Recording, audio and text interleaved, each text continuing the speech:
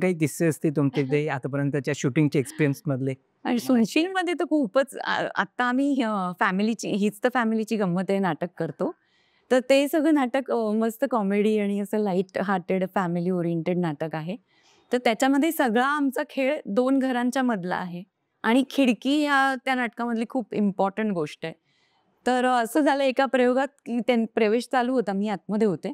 सागर कारंडे त्यात काम करतात लीड म्हणून. तर ते स्टेजवर होते, बाकीचे कलाकार होते.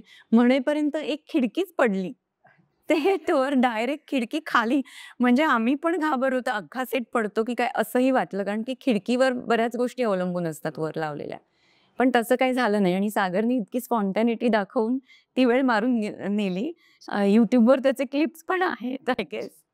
तर मग तो एक असे खूप अनुभव येतात, की एखाद वेळी यदाकदाचित आम्ही करत होतो आणि तेव्हा सगळा कॉस्ट्यूम प्ले असायचा ना, होता म्हणजे धोतर आणि सगळंच घालून. तर एका कलाकाराचं धोतरच आयत्या वेळेला सुटलं आणि त्याला कळेच ना आता काय करू? असे खूप छोटे-छोटे किस्से खूप झालेत आमच्याबरोबर.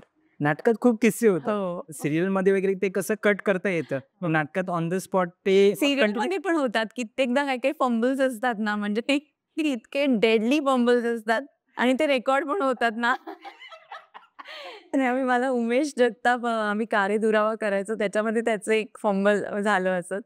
आणि आम्ही कित्येक आठवडे पुढे त्याला त्याच्यावरनं चढवतच होतो. म्हणजे आठवणे करून. अच्छी.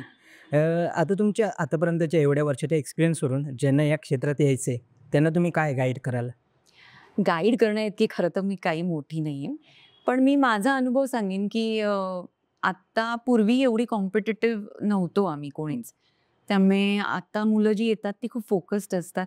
ती शिकूनच येतात किंवा त्यांना काय करायचंय हा पाथ त्यांच्या डोक्यात क्लिअर असतो.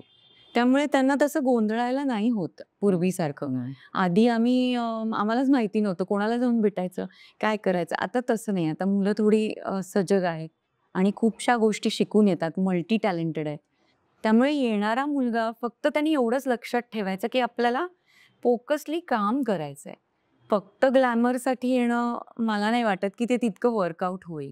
कारण आपण एक डोक्यात घेऊन आलो, की इथनं मला नावच मिळणार आहे. तर आपल्याला अनुभव मिळेल आधी. बरोबर. त्याच्यानंतर लोकं आपल्याला ओळखतील, मग हळू नाव मिळेल, त्याच्यानंतर पैसे मिळतील. या सगळ्या गोष्टी ग्रॅज्युअलच होतात. त्यामुळे एकदम पहिल्या झटक्यात सगळंच मिळेल. असा फक्त कयास करून येऊ नये एवढंच. आणि आता तर मीडियम पण खूप आहेत. हो, कितीतरी माध्यम आहेत ना आता करण्यासारखी.